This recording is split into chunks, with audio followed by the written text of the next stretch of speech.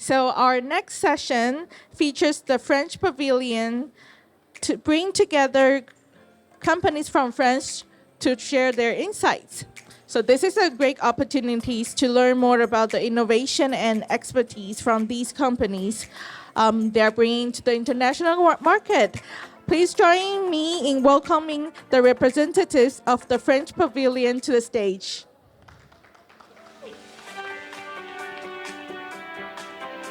Thank you very much.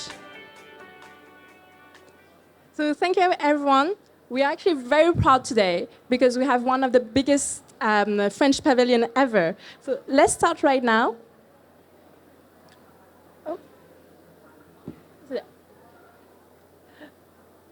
So we have 12 French companies coming to Computex this year. They are all very innovative, and they are all in very different sectors. We also have 6 more companies coming to visit. So this is 18 French companies in 2026 this year. Let's start right away. So we have Arémont, which is a company founded in 1865. And what they do is that they leverage the 40 years of mission-critical fluid in order to do the fluid for the next generation data center. Then we have ITEN, which is doing a very interesting thing. They are doing micro-energy storage. So you can see it right here. And this has unmatched power density. We also have Nanomade, which has a live demo at the French Pavilion, so don't hesitate to go check it out. What they do is they do sensors. It uses quantum technology to detect touch and force, and it can make any surface, including metal, interactive. Then we have Encoding. Encoding is a bit more technical. So what they do is they are doing optical interconnects for AI processor. So this is they have one machine directly on the French Pavilion, also ready for demo. We have Quobly. Quobly is making quantum computer scalable, integratable, affordable, and fast. This is based on years of research, and they're also there at the booth. We have Silescu, which is doing post-quantum security. They have been in Taiwan for several years, but it's one of their first participation to Computex. So we really invite you to come see them. Cypearl. Cypearl is doing a CPU. Their first CPU, RIA-1, is one of the most complex processors in Europe, and it will be in one of the Europe's best supercomputer, Jupyter. Then we have Technique. Technique does a performance chemical solution for semiconductors. They are also present in Taiwan since a few years, and they are exhibiting at several shows, including Computex and Semicon.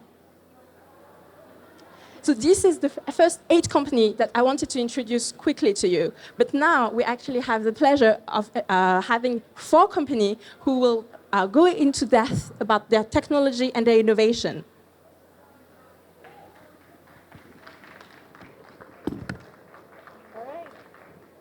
Thank you, Business France. Thank you, Vanessa, for introduction for all these 12 companies from France. Up next, please welcome Dassault to the stage.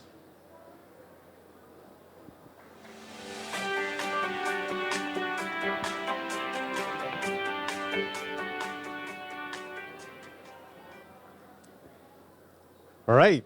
I got 4 minutes, so let's do this quickly. But you're all welcome to our booth later on to see more in detail. So what we are demoing today in the booth, we are talking about data center. It's a very complex data center right now because everybody's using AI. The infrastructure is just tremendous. There's like millions of lines. So what do?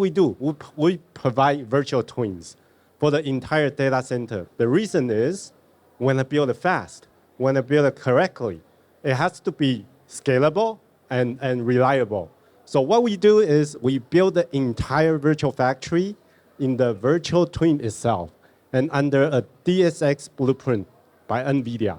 So what it does is we are able to simulate the environment and assemble everything together with different equipments and from the part to the server racks, and even to the tray level. So this is something that everybody is working on right now. And so we're building it fast just so everybody can use the AI to assemble and all the virtual factory. So I encourage you to go to the booth. We'll explain you in detail how does this work. How did we actually shrink from 2 to 3 years of data center construction time, and we shrink down 30 to 40%. So we actually have like 3 different virtual twins. So on the top, there's the engineering side, and on the bottom, and there's like a manufacturing and site selection. So that's one of the key aspects from the level 11 to level 13 is like an entire AI data center structure. So this is something very interesting, and we are working very fast and trying to get all the AI tokens for everybody to use on your cell phone, on your laptop, or even at your daily work.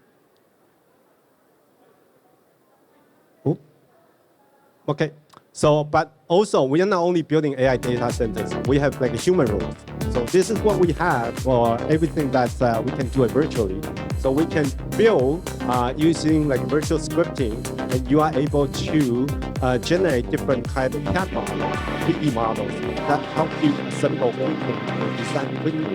That's something that we can generate fast in different styles. Think about human robots. Everybody designs one. But we are doing more like virtual, and we can start designing millions of different styles of components. And just so that in the future, you're going to see, we are able to customize the human robots for ourselves. Okay, so you are able to customize his arms, his face, and the outer shell in the design that can be reused and modularized. And this is something very interesting for the humanoid factories right now. Right? We don't design only one. I mean, I need to design the humanoid for on the ocean, for rescue mission, or even for the factory. Right? So you see something like that it actually floats. Right? Your AI robots can go into the sort of like underwater to do welding or different kind of design. So these are something that we are working on, and it's all virtually done, and it's done to be able for the different engineers to test. You can simulation the structure, and it's all mechanical walking and everything. Right? So it's very interesting stuff that you can all see in the booth. We can show you in detail. So please come to our booth, and we'll be able to show you more. Okay? That was it. Okay, thank you, Dassault. Our next presenter is Dracula. Let's hear what they have to share. Thank you.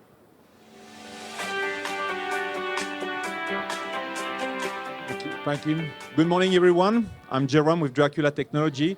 And at Dracula, what we did, we developed a unique way to replace traditional battery using light, ambient light. And that's what we are manufacturing, OPV. Let me get you more. The biggest limitation we see with batteries is that any kind of IoT products, battery powered, have a limited lifetime and autonomy. There's also many issues related to total cost of ownership. Battery need to be replaced. With our technology, I will let you know in a few seconds, we don't need to replace it. Also, you may have some safety issue with batteries. Operating in low temperature is also quite a big issue. And quite often, regulatory compliance. Shipping battery abroad is becoming a big, let's say, a big mess for paperwork and so on. So what we do at Dracula, we replace batteries using light. This is this kind of modules. These kind of solar cells are made and designed for indoor application, for indoor use. They are flexible, and they can convert any kind of light. The light we have today is good enough to replace the kind of battery you can see here.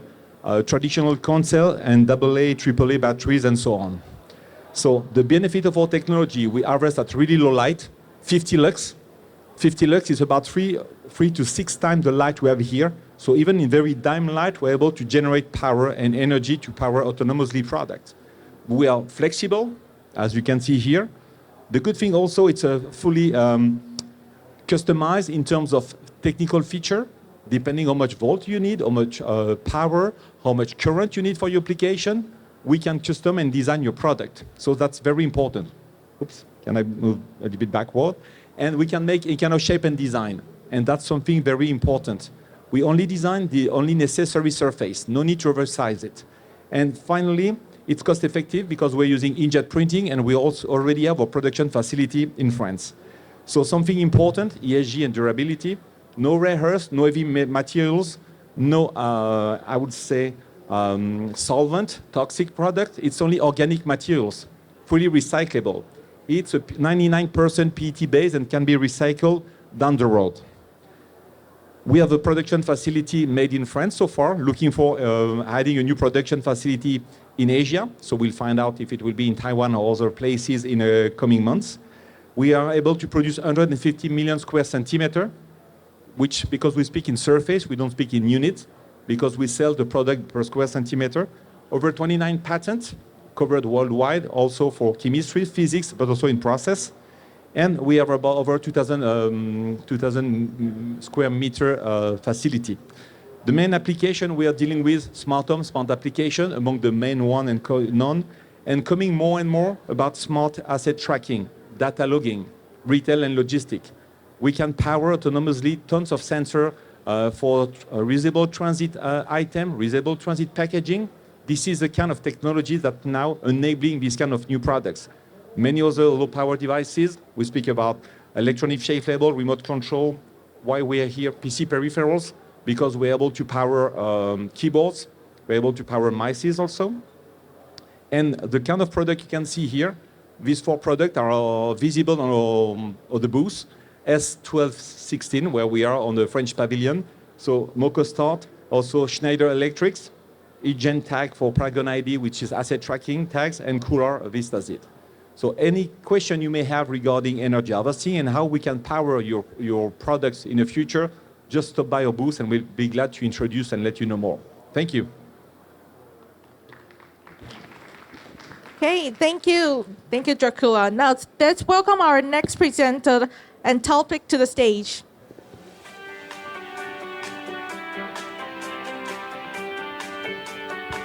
Hello, my name is Alex. I'm the CSO of Entalpic, and today I'm going to present a bit the company, what we do. So Entalpic, we are an AI company, and we try to accelerate the development of new materials, of new chemistry for the semiconductor industry. So a bit of introduction first. I come from software, and in software, the world moves super fast. You have releases of new cloud features that are life-changing every couple of months. And in the chemical industry, including semiconductor industry, changes are slow. The innovation is painful. And it's normal because it's one of the most complex problems I've seen. It's a high-dimensional search problem. You search the chemical space for better materials, better chemistry, better processes, under a lot of different constraints and different competing objectives. And today, we rely on humans to solve that problems. It's trial and error, it's slow, there's experiments which are difficult to do. And these humans, they don't have the right tools, I think, to speed up the pace of this research. So that's exactly the problem we focus on at Entalpic. We try to sit on this paradigm shift. We try to bring AI to the semiconductor industry. And we have 3 main offers. First, we discover new chemicals to make the thin films. So it's the ALD precursors that would help make the materials like transistors, memory cells. Second, we optimize processes. And we reverse engineer processes, mostly etching and deposition processes. So it's finding the best operating conditions that will minimize cost, improve quality, make the process faster. And the last one is thin films design. So how can we find new material structures which have the right properties? High-K dielectrics, interconnect barriers, thermal interfaces. So all those are problems we tackle. And how do we do so? We do so by having an AI platform, so preparatory AI models, which we combine with quantum chemistry workflows, multi-scale physics models, and experimental data. So we mix both our deep software expertise with experimental data coming from our lab or from a network of lab partners. And that's how we try to tackle this problem.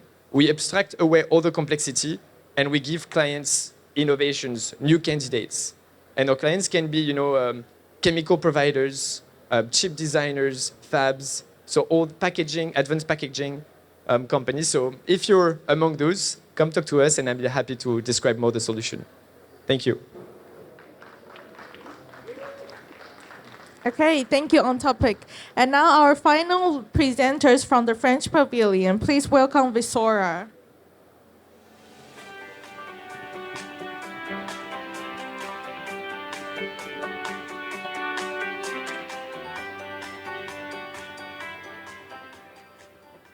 So let me see if I can make this work.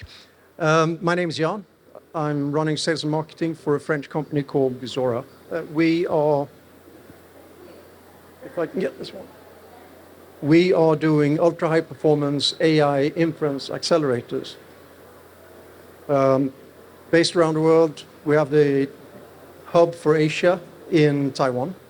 So at the booth today, if anyone is wanting to come by, come and say hello to our Asian team. But what's interesting here is on AI, data center AI, there's a huge shift going from training to inference. In fact, 2 years ago, it was predominantly training. In 2 to 3 years' time, it's expected that up to 80 to 90% of all the cycles in the cloud for AI will be inference. And inference is fundamentally different than training. Inference is not something you can run big batches on. It's bursty. It requires low latency. It requires high throughput. 9 months ago, people were talking peak performance. 6 months ago, people were talking throughput. Today, everyone is talking total cost of ownership. And this is because of the huge investments that we're talking about. This is one of the things that are fundamental in everything going forward. Now, today, if you're talking AI, you're basically talking GPUs, but the GPUs were not really designed for inference. There are two separate challenges. The first one is the technical challenge, which is the memory war. And I can spend a lot of time talking about this, but if anyone is interested, we'll be happy to talk about that at the booth. But there's also the financial challenge. Training happens once, twice, maybe a few times. It's not time critical. Inference is recurrent cost. Very quickly, you will run costs much, much higher than the training cost. Today, when you talk to the users, tokens, the ability to get tokens, seems to be the key driving element.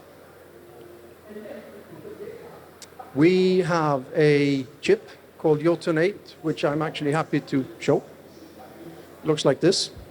It's 3.2 petaflop, a theoretical gross compute, but we have a fundamentally different architecture. This architecture is highly efficient.